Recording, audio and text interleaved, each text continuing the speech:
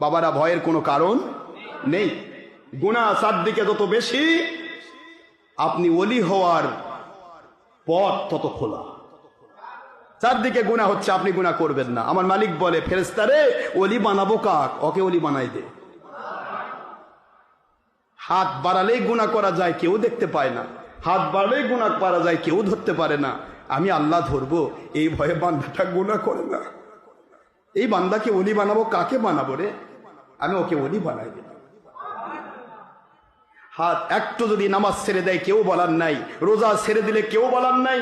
হজ না করলে কেউ বলার নাই। যাকাত না দিলে কেউ বলার নাই। দান সৎকা না করলে কেউ বলার নাই। ব্যাপারটা হলে কেউ বলার নাই। গান বাজনা করলে কেউ বলার নাই। ছবি ভিডিও টিভি করলে কেউ বলার নাই। আমি আল্লাহ দেখবো, আমি আল্লাহ কষ্ট পাবো, আমি আল্লাহ অশান্তি দিব, আমি আল্লাহ তার উপর প্রতিশোধ নেব, এই উদ্দেশ্যে সেগুলি করছে না। আমি